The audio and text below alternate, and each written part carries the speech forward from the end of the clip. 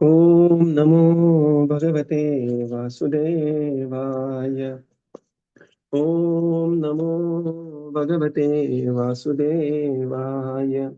Om Namo Bhagavate Vasudevaya.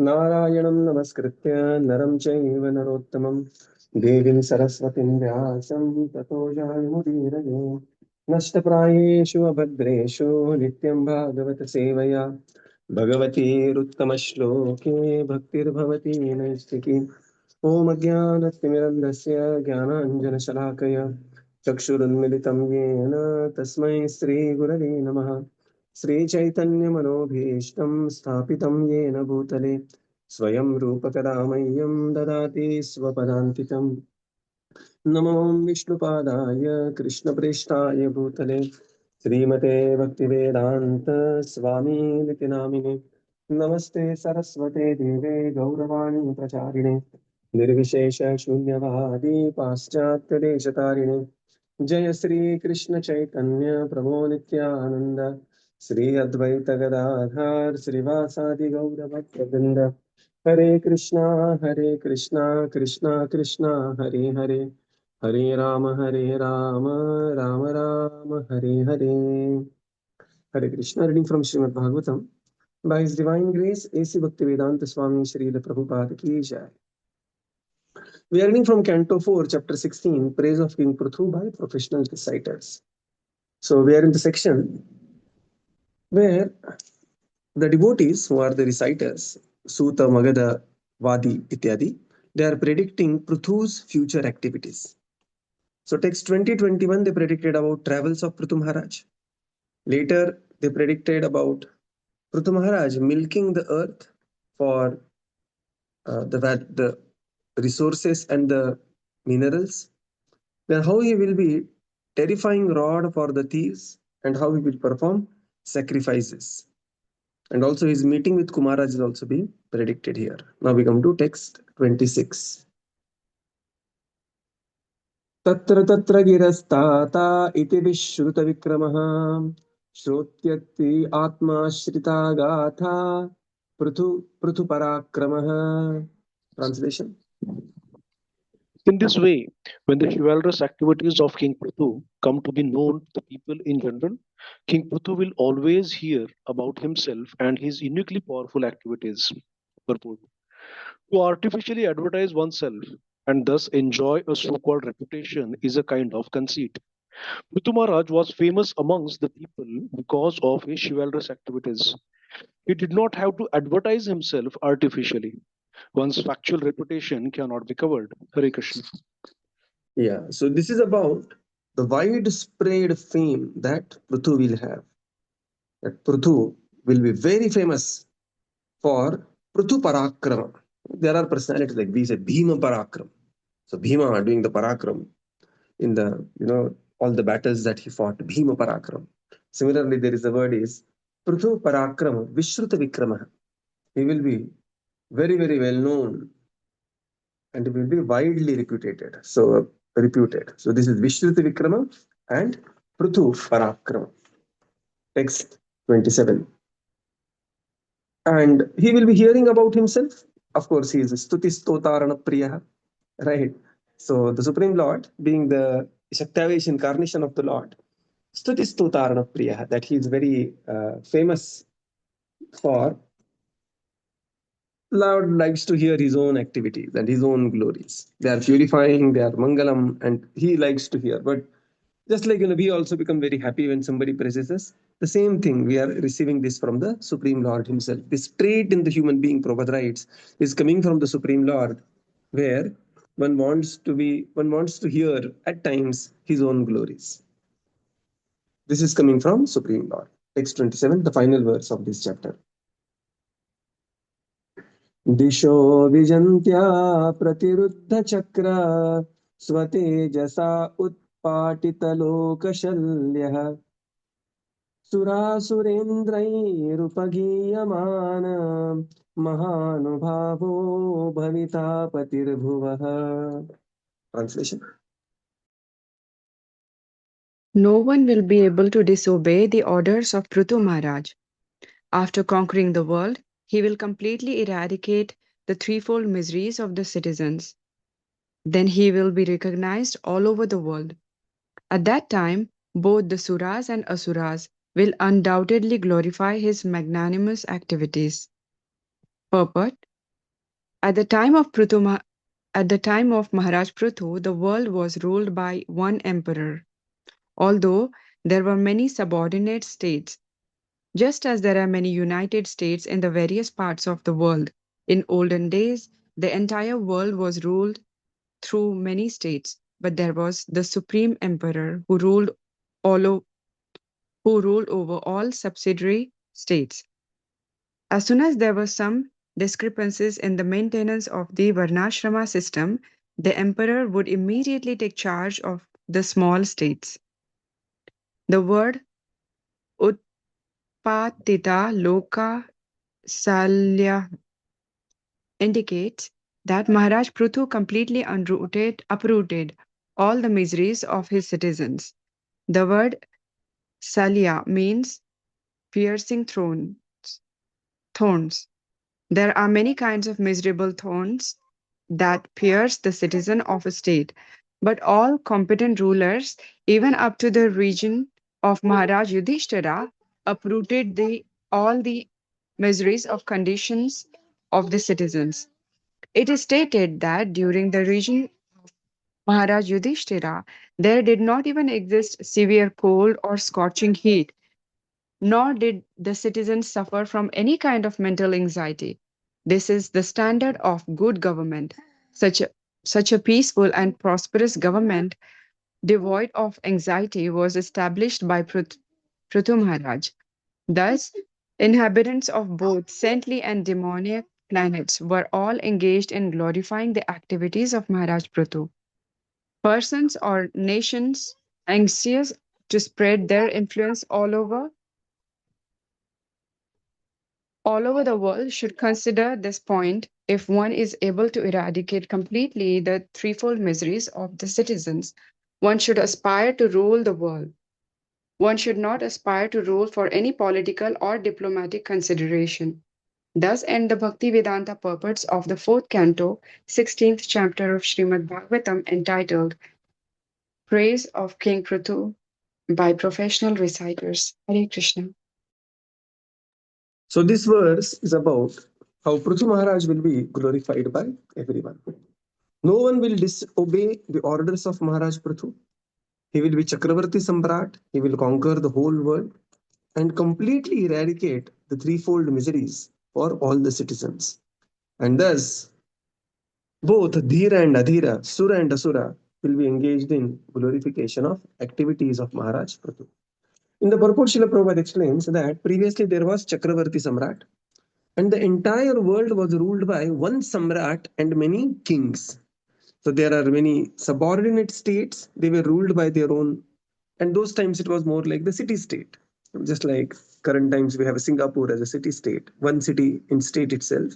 Similarly, there were the city-states and the bigger cities. Of course, Hastinapur was a very big city, and then Drupad had his own city, and they ruled like this. But there was a Chakravarti Samrat who ruled over everyone. And whenever there is a discrepancy, especially with regards to the social system of Varnashram, then the emperor would take charge of the smaller states and set the things right. Maharaj Pṛthu is also known for uprooting the miseries of the citizens. Shalya.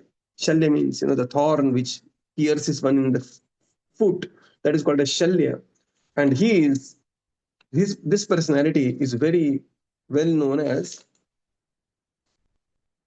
Utpatita Loka Shalya. That Shalya which creates Utpat in the life of a devotee, in the life of people in general, he will uproot all these Shalyas.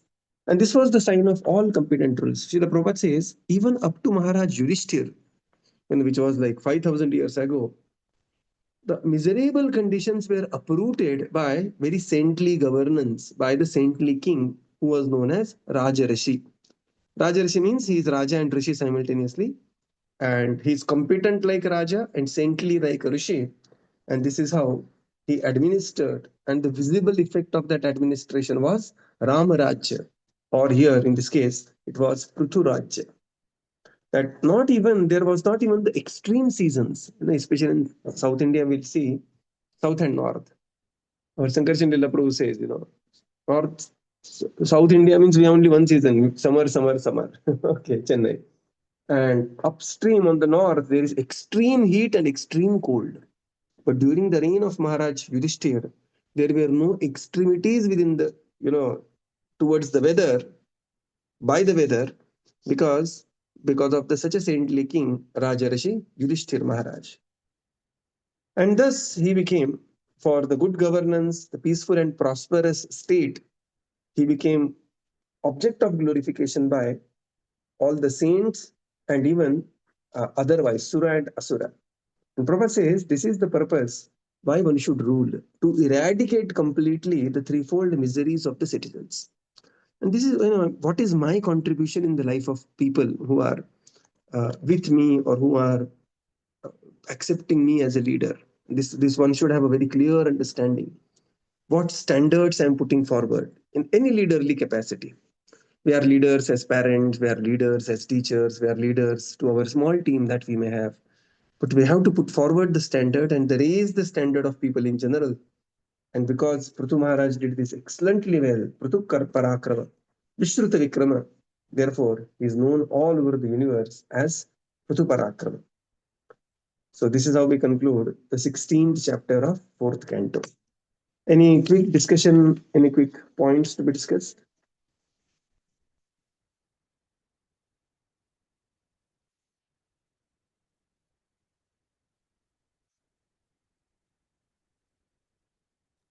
Prabhu, one small question. Yes, please. Maharaj Pṛthu is known for Archanam, right? Yeah. Vandanam. Archanam. So, where does that, is it going to come? Why is he? It is going to come. Okay.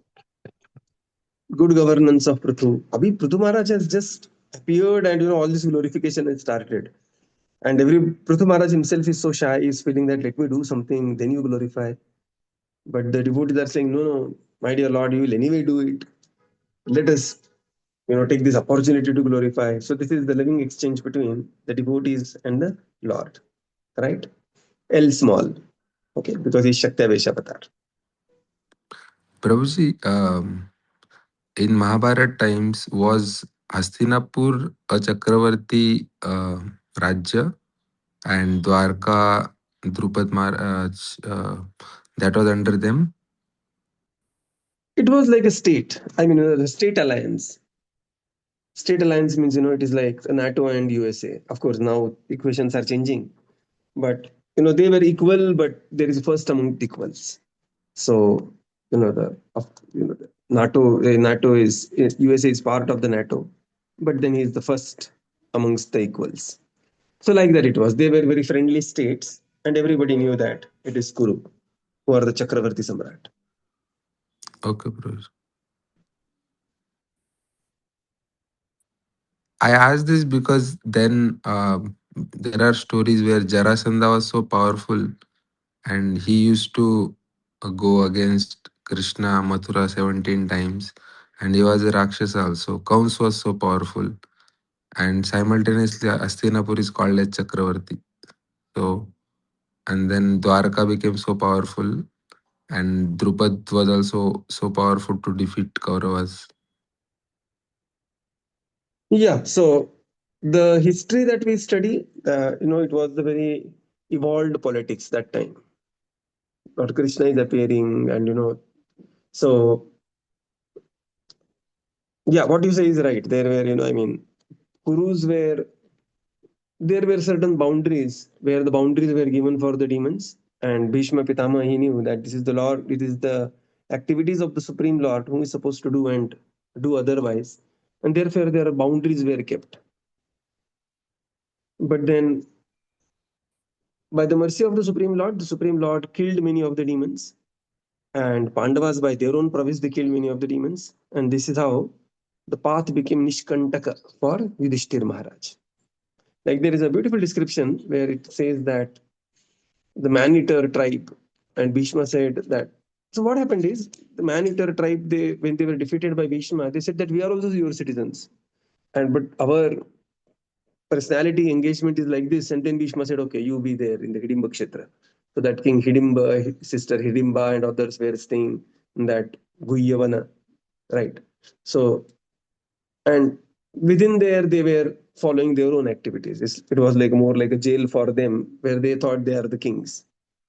And then there were powerful kings like Kamsa and Jarasandha, and they disobeyed Kurus, but there was no confrontation till that time. And later it became very political because Kuru Rajaputra only started forming alliance with them. It is, I mean, so similar to modern day politics. I just don't want to enter politics. So, it is like Duryodhan started meeting Jarasandha, Duryodhan started, there is no chance for him meeting Kamsa, but there are many instances where Duryodhana was trying to align with Shishupal, with Jarasandha, and this was absolutely not supposed to be done. Okay, Right? Prabhuji. Yes, yes. Thank you, Prabhuji. Hare Krishna, thank you. So, yeah, any other thing? Any quick here and there? Else we go to Hare the next Krishna chapter. Prabhuji, Dandavat Hare Pranam. Krishna. I have Hare. a small question. In the same context of Mahabharat, we always talk about Guna Karma Vibhagasha, the Varnashram Dharma system.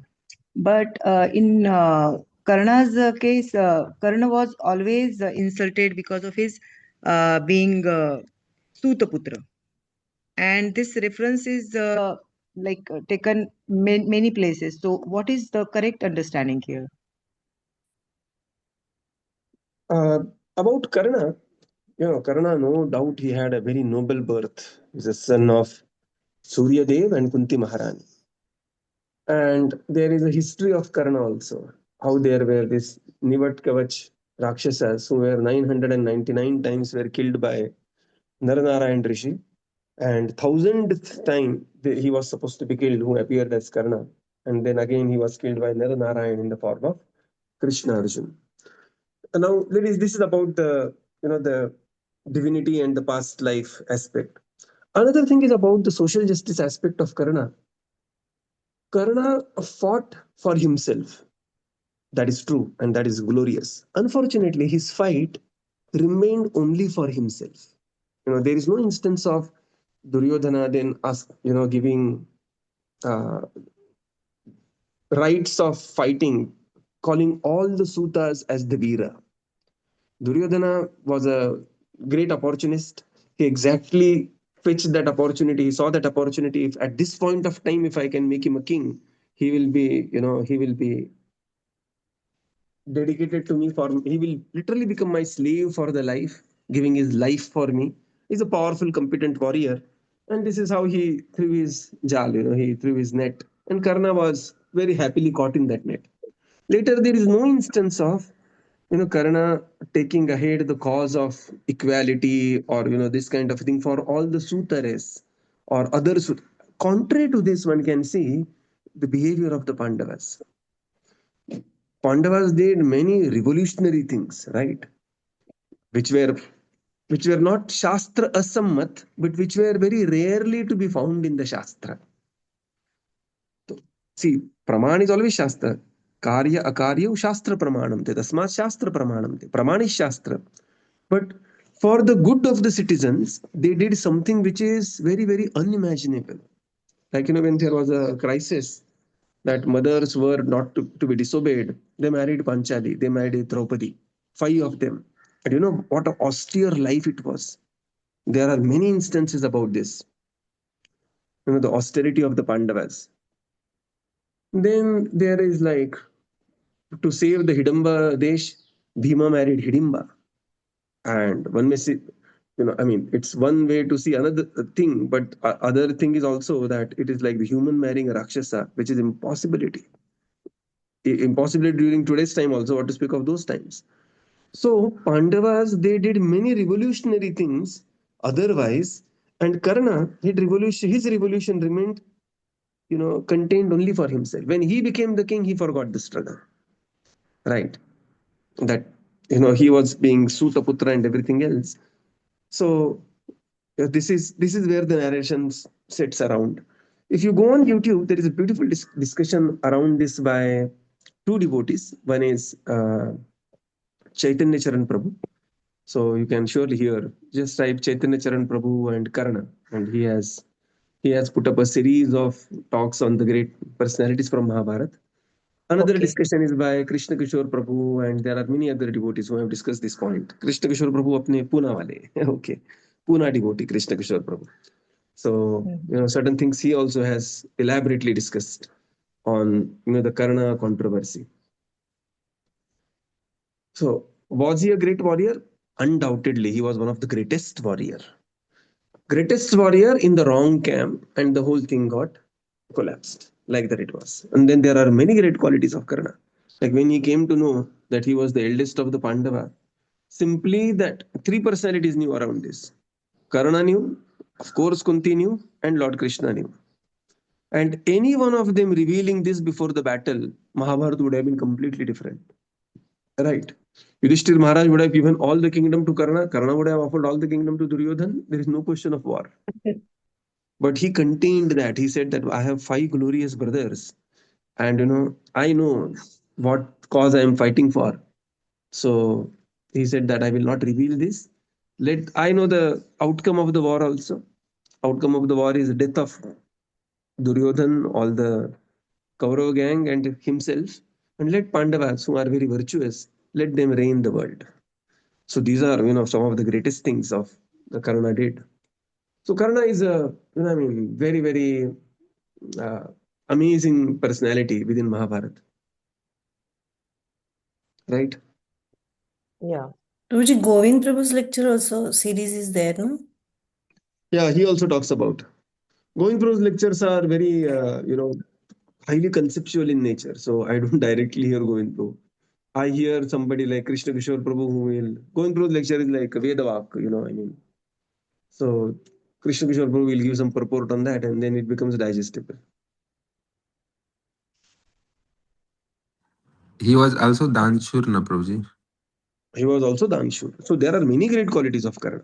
Unfortunately, see, now you tell me, somebody is, I mean, okay, somebody is a brilliant student, cracked everything, and he, and, just then he, at the age of 12 or 18, one is able to design an atomic weapon. And then he goes to the Shatru Paksha. This is the precise the reason why America is bombing Iranian scientists. Correct? That killing of Fakhrizadeh, one of the top scientists of Iran. But the intelligence is used for something inappropriate thing, then it becomes a liability. Therefore, I like this Radhesham Prabhu's quote, amazing quote. He has said this to me 20 years back, 20, 25 years. Ability without accountability is a liability. So Karna exactly fits into this. Ability, extremely able personality. But there was no accountability towards dharma. His accountability was there, but it was more towards his own swartha, if one can elaborately see. Right? Pratik, If can I one can. add a little bit? Yeah, please.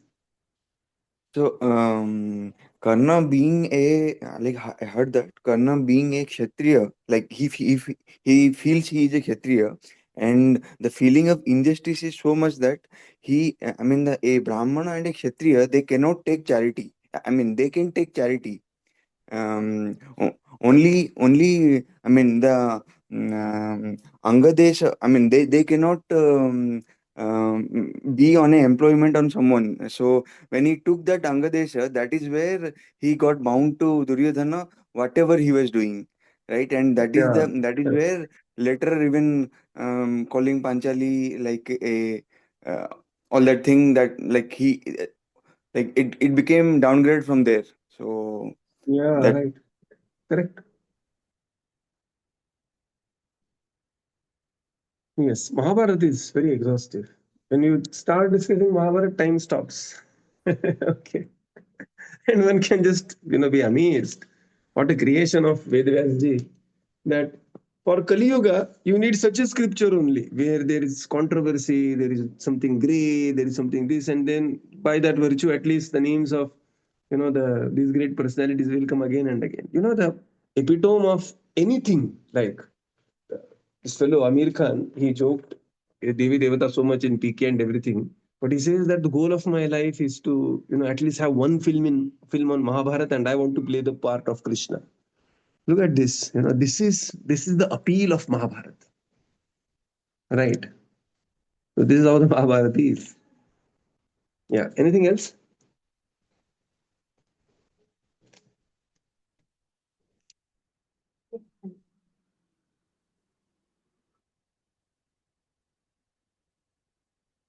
So we move to chapter 17. This is Maharaj Pṛthu becomes angry at earth. So this chapter is divided into 5 sections. Section 1 to 8, there is Vidura further inquires about Pṛthu Maharaj, and then the narration continues. See, if Vidura not to inquire, the narration would close here only. And Pṛthu chastised this, Pṛthu chased earth, and Vidura is saying, oh my God, why? Earth is Bhudevi, Bhudevi is the expansion of Lakshmi. Here is the expansion of the Supreme Lord, Avatirana Kalaya. Why did he chase earth, Bhumi Devata? So this is how the inquiry leading to the further pastime. Text 9 to 17, then there is a description of Pṛthu Maharaj chasing the earth in the form of a cow. So there are hungry citizens who are approaching Pṛthu and submitting their petition. Pṛthu is contemplating and deciding to attack earth, and Bhumi Devata, she took a form of a cow because nobody will kill a cow, right? Out of fear, and she started running. And Pṛthu is very angry, and she is chasing earth everywhere. And finally, she stops and begins to speak to Maharaj Pṛthu. So next section is 18 to 21. Bhumi Devata, she is speaking the reasons why she should not be killed. She says, you are knower of the dharma and you are shelter of the surrendered. And you should be merciful to a poor sinless woman like her who is who protects all from drowning in the Garbhodak waters. Okay, so this is how the earth is reasoning around. Then 22 to 27, Pṛthu counter argues how that you deserve to be punished because you are making my citizens go hungry and thirsty for the want of the basic necessities.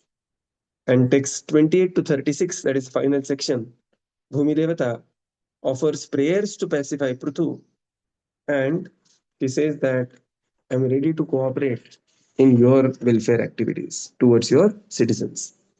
So we begin with text 1 to 8. Vidura further inquires. So, Maitreya Uvacha, Evam sa Bhagavan Vainyah Khyapito Gunakarmivihi Chandayamasa Tan Kamai Pratipujya Abhinandya Cha. Translation? Translation. The great sage Maitreya continued. In this way, the reciters who were glorifying Maharaj Pṛthu radially described his qualities and shoreless activities.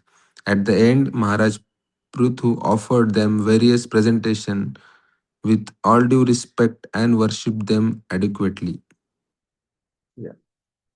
So the story continues. The reciters thus glorified Maharaj Pṛthu, and Pṛthu Maharaj honored them with various presentations. Text 2. Brahman Pramukhan Varnan Bhrutya Amatya Purodhasah Pauranjana Padan Shrenihi Prakriti Samapujaya. Translation? King King Pṛthu was Pṛthu, satisfied.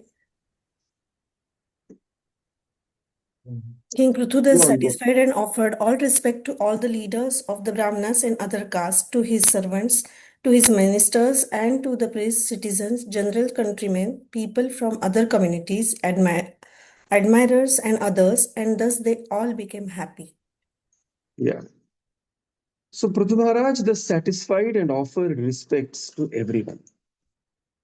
This is the quality of a leader, offering respect to everyone according to their position, right? So this is Trunadapi Sunichena, Amanina Manadena.